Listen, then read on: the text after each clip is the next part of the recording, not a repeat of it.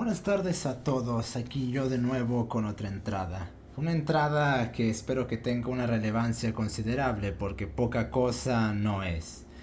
Entonces, hace un tiempo estaba viendo una ponencia de Vicente Chulia, sí, Chulia, de la idea de arte desde el materialismo filosófico, y me llamó la atención mucho una cita que él hace de Gustavo Bueno. De hecho, aquí mismo voy a ponerla para que no se diga que la estoy tergiversando o algo por el estilo. O mito poético, que viene de las técnicas eotécnicas, paleotécnicas y neotécnicas o tecnologías. Pues esto serviría de preparación para entender la poiesis como la creación en sentido judeocristiano. Y entonces, muy importante, don Gustavo dice lo siguiente: las técnicas o las tecnologías solo son sobrenaturales cuando ponemos en relación con una supuesta naturaleza humana, individual, inerme y desvalida. Sin embargo, una tal naturaleza es una abstracción, como lo es el propio hombre de carne y hueso. La unidad humana no es el individuo, sino el grupo. Esto es lo principal, esto es importantísimo para despojarnos de la idea de estética. La idea de estética es la sensación individual, es el ego trascendental individual, el cartesianismo y toda la filosofía alemana. En cambio, él dice que la unidad humana no es el individuo, sino el grupo. Y el grupo humano, ya en sus comienzos, lejos de ser un animal inerme y desvalido, comenzó a manifestarse como una poderosa máquina de depredación frente a los demás animales. El garrote o la piedra preparada que individuos homínidos prehumanos utilizaban ya ampliamente, solo podrán desarrollar todo su alcance en el grupo, precisamente en el grupo, en el mantenimiento del fuego en la caza cooperativa. Muy bien, ya el resto es irrelevante o poco importante para la cuestión. Entonces, me parece muy importante notar que esto no solo es absurdo y ridículo, sino es totalmente delirante. Y la razón por la cual es así es porque Gustavo Bueno entiende los grupos de la misma manera en la cual Marx entiende a la sociedad. Es decir, como dispersiones energéticas superestructurales en las cuales un conjunto de individuos existe una especie de sistema realital superior a ellos, los cuales los de alguna manera compacta y amontona a todos, los despersonaliza y viene a ser este sistema supraindividual el que viene a condicionarlos. Algo así como una especie de dominio superior que está compuesto como una especie de energía o de un algo que trasciende al individuo y que obtiene independencia del propio individuo. Vaya pues, aquí está operando el marxismo a todo lo que da. Pero independientemente de que esté operando el marxismo o no, es que esta idea no tiene sentido, porque el propio Bueno, poco después de mentar esto, según lo que está citando Chulia, se pone a hablar de cómo el cazador. Y aquí hay una importante distinción, y es que Bueno está tratando los grupos, aparte de en ese sentido metafísico, idealista en el cual Marx los trataba, como si los grupos humanos o posthumanos o intrahumanos o derivados del hombre fueran exactamente la misma cosa que grupos o categorías o esquemas o delimitaciones de determinados parámetros que existen en la naturaleza. Por ejemplo, está tomando el grupo como cazador en la misma categoría y en el mismo sentido predicamental como podría hablarse de los grupos sanguíneos o el grupo lactánido o actínido o de los grupos de partículas, o creo que se entendió a qué me refiero. Es decir, toma grupos donde se implica al hombre en la misma categoría en la cual estaría en esa clase de grupos. ¿Y por qué esto es equivocado? porque esos grupos no operan de la misma forma. Estos grupos, no, aparte de no depender en absolutamente nada del hombre, salvo para la categorización del lenguaje, y al menos que substancialicemos el lenguaje, realmente no hay ningún problema en decir algo como eso. Aunque así a un Wittgensteiniano le vaya a arder el trasero por decir uno que el lenguaje, o mejor dicho, la lengua del hombre no tiene mayor trascendencia que una suerte de etiquetas, que ya va siendo hora de cambiar, de establecer la distinción entre lenguaje y lengua, porque lenguaje no lo hacen solo los hombres y eso es un fundamental biológico. Todos los organismos tienen lenguaje, hasta las malditas células, y el error derivado de gente como Wittgenstein y de sociólogos es considerar al lenguaje como una especie de transmisor de información. El lenguaje no tiene nada que ver, el lenguaje versa sobre estimulación de otros organismos a través de la emisión de ciertas estimulaciones por parte de parámetros que codifican un intento de alteración conductual a partir de esa emisión estimulacional por parte del organismo. Eso es lo que sería el lenguaje. Y ya la lengua sería unos específicos que se implican dentro de ese lenguaje, como puede ser el español, como puede ser las matemáticas o como puede ser cualquier lengua. Lengua y lenguaje no son lo mismo. La lengua depende del lenguaje, pero el lenguaje no depende del hombre, porque eso es un fundamental biológico. Todos los organismos tienen lenguaje.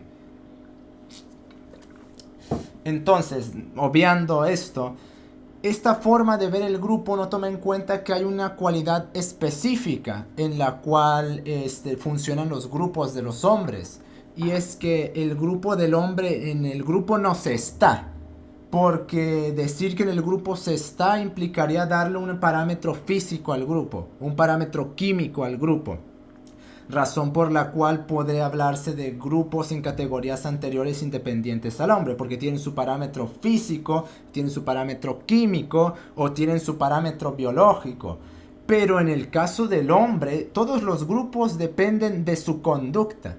Es decir, en el grupo no se está. Como puede estar una partícula de una determinada categoría, esa partícula sí está en un grupo, porque su grupo depende de espacio, configuración energética, tiempo.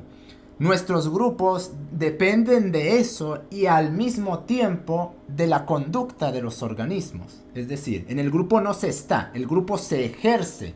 Así pues, a menos, es aquí una cuestión, que ese grupo sea algo inmanentemente biológico, como lo anteriormente mentado, el grupo sanguíneo o la raza, por ejemplo. Ahí sí puede hablarse de que se está en un grupo. Pero los grupos, por ejemplo, que menta bueno, que cazador, que recolector, uno no está en esos grupos, uno los ejerce.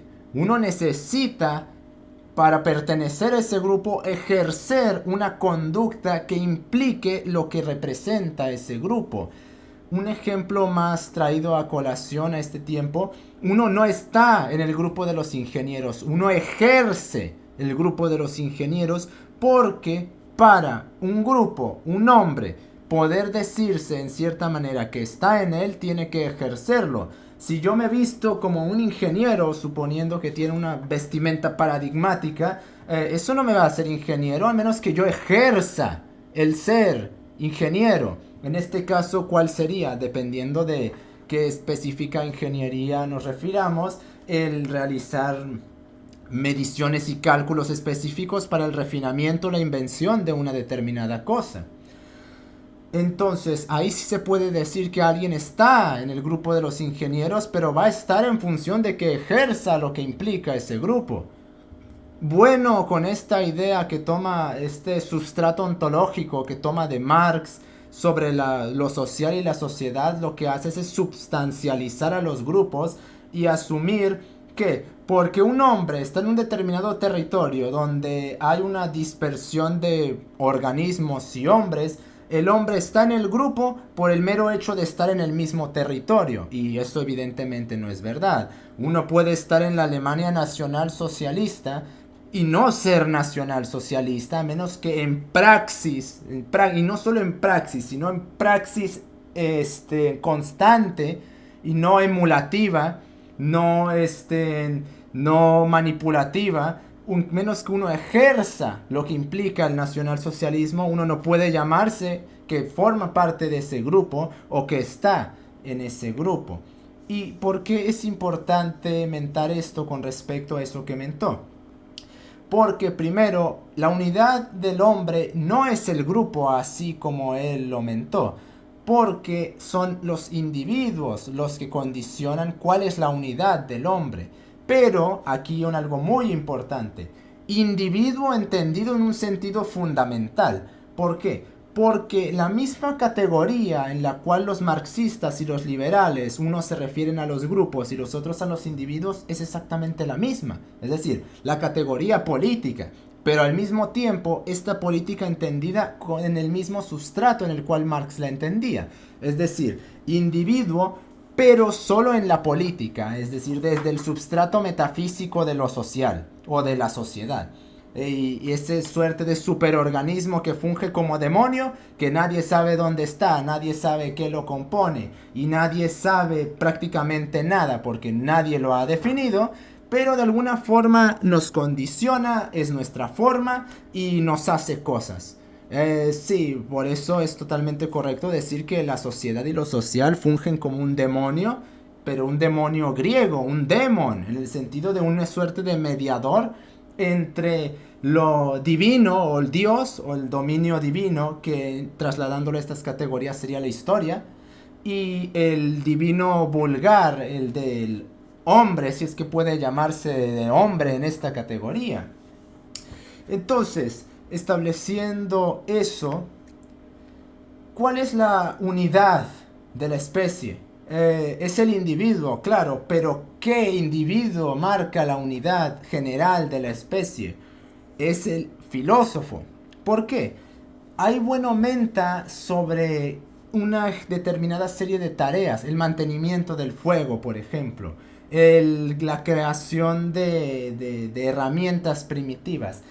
¿Quiénes son los que tienen las ideas para marcar la realización de esas tareas? Porque a menos que consideremos que surgen por generación espontánea en esa metafísica barata de lo social, a eso se le tuvo que ocurrir a alguien, y naturalmente que no fue al grupo en su conjunto a quien se le ocurrió. Tan fácil podemos decir que el materialismo filosófico de Gustavo Bueno, amparándonos en sus propias categorías, como aquí lo está mentando, no es de Gustavo Bueno, es de España. Es de los intelectuales. De repente, ahí sí existe el individuo concreto y no abstracto. Y en cambio, cuando nos encanta predicar nuestra ideología, el hombre se convierte en un mar de sombras y humo frente a espejos. Pues de lo que no se da cuenta Bueno es que es gente como él la que determina la unidad general de la especie, porque es gente como él la que otorga las ideas, la que otorga las herramientas, la que sistematiza y esquematiza las técnicas, el que las idea, el que se le ocurren los métodos. ¿Y qué gente pertenece Gustavo Bueno? A los filósofos. Es decir, los individuos, en este caso, individuo no como una abstracción aislada, sino entendida como una entidad específica que tiene una forma específica, es el que determina, en este caso, la unidad general. Y en este caso, este individuo sería el filósofo y no los, porque si bien puede agruparse a los filósofos dentro de este determinado grupo, recordemos que para que uno sea filósofo tiene que ejercerlo, y en este caso son los filósofos los que determinan esa unidad general. ¿Por qué? Porque como son los especuladores sobre la realidad, que no se limitan, bueno, en estos tiempos sí, pero antes no, no se limitan simplemente a predicar tonterías, sino que activamente buscaban modificar la realidad. Digo, no recuerdo cuál era la tesis de Marx de contra Feuerbach, creo que se llamaba, no recuerdo si era la 3 o la 11, donde decía Marx que los filósofos han intentado interpretar la realidad, pero de lo que se trata es de cambiarla. Algo así iba, y eso es falso en absolutamente toda regla, y nos podemos ir con Platón a demostrar eso. No tengo que irme a un filósofo reciente, hasta Platón tan atrás. ¿Por qué? ¿La república qué es? Un intento de modificar la realidad según las interpretaciones que el filósofo tiene. El filósofo siempre ha buscado modificar la realidad. Y si nos vamos tan atrás como los tiempos en los cuales Mentabueno, el filósofo, que podríamos categorizarlo como una forma de genio, de una persona muy inteligente, según una forma específica que le dota de una conciencia superior al vulgo, que no solo le dota de la conciencia del tiempo de una forma más bruñida, sino que le permite establecer asociaciones a través de su configuración biológica que le dotan de una superioridad pensamental que le otorga o le otorgó en ese tiempo. En este tiempo ya el filósofo no puede cambiar la realidad por mucho que quiera, porque ya se ha salido de control la modificación de la realidad. Pero en esos tiempos lo que le permitía, a través de las especulaciones que principalmente se encargaba de hacer, es alterar lo poco que se conocía y lo que se tenía, para de esa forma establecer un control y un dominio de la naturaleza. Así pues, estos filósofos, los primeros, los más primordiales, podríamos categorizarlos como filósofos técnicos. Ok, ocurren cosas en la naturaleza, ¿de acuerdo? ¿Qué pasa si hacemos esto? ¿Y cuántos no habrán muerto con eso? Porque esa es la clase de gente a la cual pues estuvo experimentando de las formas más primitivas. Hay una planta ahí, no sabemos nada sobre ella. Ok, nos la comemos o a ver qué hacemos con ella. Muere. Ah, perfecto. Hay uno menos. ¿Qué pasa? Se conjuga eso, vuelve otro. Toma ese conocimiento, ese otro filósofo, porque así haya muerto uno, no va a faltar el estúpido que va a intentar hacerlo otra vez. ¿Y qué pasa? Se establece la delimitación y el filósofo, ¿qué hace entonces? Establece los límites. Guía o guiaba a su grupo, a su tribu, mejor dicho, a una determinada serie de delimitaciones a través de las investigaciones que otros filósofos o el propio filósofo había hecho. Y así modificaba y alteraba la realidad. Porque Bueno dice que las técnicas surgen de... No, que la ciencia surge de la técnica. Pero eso es totalmente falso, porque ya tiene que haber una serie de conocimientos, una ciencia, conocimientos ya demostrados. Y a menos que consideremos que ciencia o es una superestructura o ciencia es lo que me dicen mis papelitos, puede hablarse de que había ciencia en esos tiempos en una experimentación extremadamente primitiva. Y a partir de eso, de ese conocimiento, es de donde surgían las técnicas. Para que haya una técnica, un hacer, una ingeniería, se necesita ya una ciencia establecida. Y si bien no estaba esquematizada, no quiere decir que no existía. Y el filósofo, porque si analizamos la historia, veremos que el filósofo siempre ha sido científico, siempre hacía cosas. Un ejemplo paradigmático, Newton, por ejemplo, filósofo, alquimista, matemático, científico y lo más importante de todo, ingeniero. Este filósofo polímata que prácticamente hacía de todo, fueron las primeras personas que se les ocurrió hacer algo. Después que se estableció este método investigativo o estas dinámicas en las cuales se intentaba experimentar de las formas más primitivas para asegurar la supervivencia de la tribu, después salieron los científicos más primitivos, que ya se estableció una determinada serie de dinámicas, ahora cómo podemos expandirlas, qué más hay ahí. Y si bien estamos hablando de algo extremadamente primitivo, porque tampoco fue algo muy sofisticado hasta prácticamente 800, 600 años, y aquí estamos hablando de 10, 20, 40 mil años, así sea algo muy primitivo no quita que la categoría se mantenga. Y así pues entonces, ¿qué es lo que sucede? Que a través de esta acción experimentativa del filósofo primitivo es de donde la especie va agarrando su moldeamiento. Y conforme más va pasando el tiempo, este moldeamiento va pasando de un moldeamiento experimental a uno moral, cuando ya se abandona la capacidad del filósofo de alterar la realidad en un sentido directo. ¿Y qué pasa? Se altera en el sentido moral, que no sé si Marx, pues no sé en qué estaba pensando Marx cuando dijo esa estupidez, pero un tratado de moral y ejercer y imponérselo a los demás también es alterar la realidad, a menos que consideremos que el hombre no está en la realidad. Y también una escuela de pensamiento inmanentemente va a alterar la realidad, porque una persona que piensa al punto de hacer una cosmogonía o una ontología, invariablemente va a alterar la realidad, y ese es su objetivo fundamental, porque el filósofo asume que sabe, y en esta asunción busca hacer que la gente sepa según lo sigan, y su saber va a ser, y ese saber que la gente va a tener va a ser el que va a seguir según el que él cree que es. Así pues, ahí está la alteración de la realidad que el filósofo siempre ha hecho, y cómo fue modificándose según iba avanzando el desarrollo de la especie, el desarrollo de la ingeniería y de la ciencia.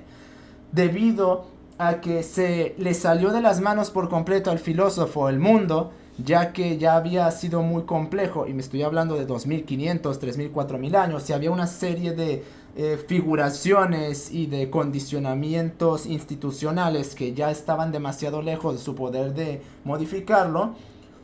De igual forma, a través de, como el filósofo era muy listo, prácticamente todos los filósofos han sido aristócratas, y no es coincidencial que así haya sido, porque para ser filósofo hay que ser muy listo, y en este caso y en esos tiempos la aristocracia, quizás no las de segunda generación, porque hay, como bien menta José Ingenieros en El hombre mediocre, como no está el esfuerzo que sí pusieron los de la primera generación para sustentar las prebendas, pues entonces terminan amodorrándose. ¿Y qué pasa? Te sale un aristócrata de primera generación como Marco Aurelio, pero después en la segunda generación te sale un cómodo.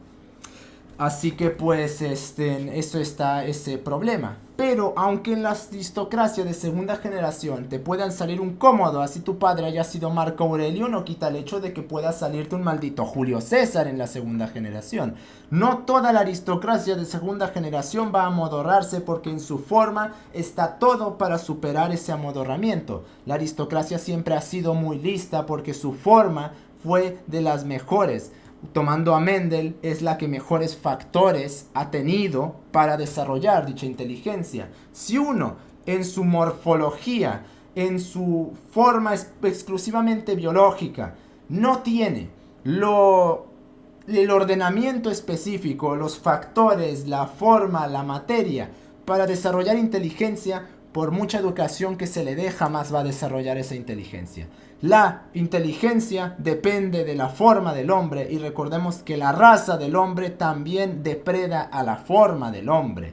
Por lo cual, si el hombre forma parte de una raza cuyos factores son miserables, prácticamente darles educación es un desperdicio de recursos.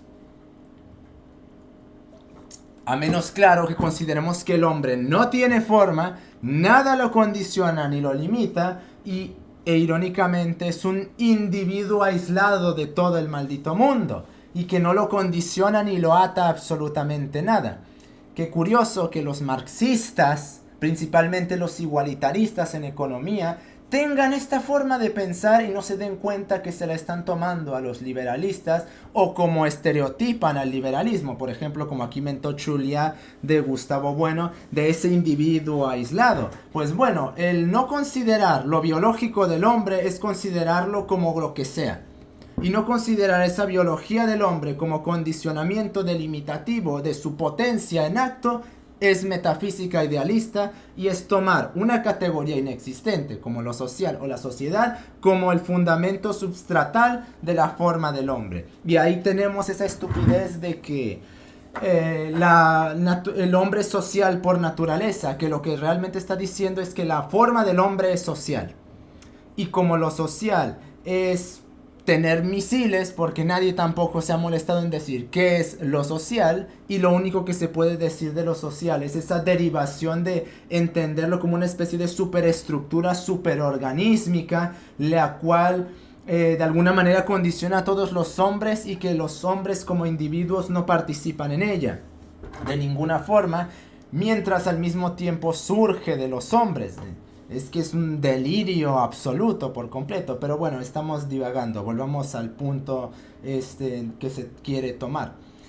Así pues, habiendo dicho todo esto, no puede decirse que el grupo, como si fueran los grupos que surgen del hombre, naturales, en el sentido de que no están intervenidos por nadie, que sirven una especie de teleología exclusivamente real y tal, en la cual el hombre no participa y que de alguna u otra forma ya estaba predestinado el hombre a manifestarse de esa manera o a condicionarse de esa manera, pues ya que los grupos del hombre que surgen de su conducta no funcionan de esa manera porque no tienen la misma categoría en la cual podría hablarse de grupos desde la biología, la química y la física, no puede decirse que la unidad del hombre sea el grupo, pero al mismo tiempo tampoco puede decirse que la unidad de la especie humana sea el individuo, debido a que la idea de individuo que manejan los liberalistas es una idea de individuo idealista, tanto como lo es lo que está mentando. Bueno, la unidad del hombre es el filósofo, porque él es el que al final del día delimita y determina todo. Y si me van a decir que no, a ver, ¿quién ideó el liberalismo? Los filósofos. Y es el substrato praxial que toman los empresarios para realizar sus operaciones. Ah, bueno, pues entonces ahí está un condicionamiento de los filósofos. O el marxismo, por ejemplo. Un filósofo fue el que lo ideó y muchos otros los que lo han ido alterando. Y eso condiciona al hombre. El Estado, por ejemplo, el Estado no surgió por generación espontánea, sino que fue construyéndose progresivamente según las ideas de los hombres, porque el Estado no existe como abstracto, el Estado existe como concreto y existe Estado de una forma, es decir, así suena un tanto extraño un Estado, pero es Estado autoritario, por ejemplo, es Estado liberalista. No es Estado solo así, como si no existiese, como si el Estado existiese en una suerte de forma pura y no el Estado ya implicase una forma en la cual se va a dirigir. Y esta forma en la cual se dirige fue creada, ideada y pensada y después impuesta por los filósofos. Y así nos podemos ir con prácticamente todas las cosas. Aún la ciencia, pero aquí tendríamos que hacer la propia disertación de la ciencia, porque la idea que maneja Bueno de ciencia, aparte de ser absurda, no tiene sentido. La ciencia no es una categoría existente. La ciencia, en el mejor de los casos, se puede definir como una metodología de investigación para la demostración y explicación de la realidad. Y esa ciencia se aplica en un determinado sector de la realidad. Pero cuando se habla de ciencia como la física es una ciencia, se toma la ciencia como el sector y no como lo que se está haciendo. Y entonces ciencia pasa a ser lo que me dé la gana, porque simplemente sectorizo un determinado lugar de la realidad. Me invento un método el cual me saco del culo y es una ciencia. Y no funciona así, porque la ciencia es un método que se aplica a sectores de la realidad y en función en la cual demuestre determinadas constantes de esos sectores, puede hablarse de que eso forma parte de la ciencia en el sentido de su rigurosidad demostrativa con contraposición a la rigurosidad especulativa de la filosofía. Por lo cual, aquí Bueno está completamente equivocado y su idea de grupo es idealista, ya que tanto les encanta a los esbirros de la EFO decir que no, es que este es idealista, es que esto es lo que sea. No, a mí no, yo también puedo aplicárselas a ustedes ahora como ven. La idea que Bueno tiene del grupo es completamente idealista y en este caso es correcto decir los filósofos, pero naturalmente que como no hay registros tan antiguos, tenemos que relegarnos a decir los filósofos, pero cuando entendemos que el grupo no se está, en el grupo se ejerce cuando se trata de grupos que derivan de la conducta de los hombres, entonces ahí tiene mucho más sentido. Porque ya no sería los filósofos como agrupación, sino sería los filósofos como el que está ejerciendo eso. Y ahí entonces se derivaría a los distintos individuos que compondrían el acto implicado en la forma del ejercimiento del filósofo. Creo que sí se entendió lo que traté de decir, o creo que eso fue un poco mezclado. Ok, por lo tanto, Juanito Pérez López, que vivió hace 800,000 años, él es el filósofo, haciendo un ejercicio aquí. Él es el filósofo que se le ocurrió afilar las piedras, por ejemplo. Y él es el que determinó cómo después la especie se iba a mover. Ahí, si bien se puede decir grupo, se le achaca a él porque él fue el que lo hizo. Y él, en función de que estaba ejerciendo lo que se implica dentro del grupo de los filósofos, se puede categorizar de esa forma sin caer en la metafísica idealista en la cual Bueno está cayendo. Porque cazadores se ejerce, no se está. Y aquí él está tomando el grupo como un estar. El grupo no se está cuando se es hombre, el grupo se ejerce. Porque el grupo, en cuanto al hombre, es acto. Y según se actúa en relación con una determinada serie de actividades, se puede decir que uno tiene pertenencia en ese grupo. Y además también implica un hacer en el parecer cuando se habla de estas cosas. Porque hay pareceres que el parecer para el grupo siempre implica hacer. ¿En qué sentido me refiero de esto? Para pertenecer a ciertos grupos yo me tengo que vestir de cierta forma, como los pinches furros, por ejemplo. Y ahí yo tengo que hacer algo para parecer. En este sentido, no hay ninguna cosa que escape a que se tenga que hacer algo para pertenecer en un determinado grupo. Por lo tanto, la unidad general de la especie humana no es el grupo, es el individuo y más específicamente es el filósofo, entendiendo este grupo como un hacer. Nos estamos viendo y dejen de tragar. Y algo muy importante aquí. La filosofía no se acabó con Gustavo Bueno, como acaban de ver. Y esto es un pequeño rasguño a muchos más que van a venir. Por mucho que en esta conferencia Chulia dice que Gustavo Bueno solo puede compararse con Platón, pues ya llegó Diógenes y Aristóteles, gente. Nos estamos viendo.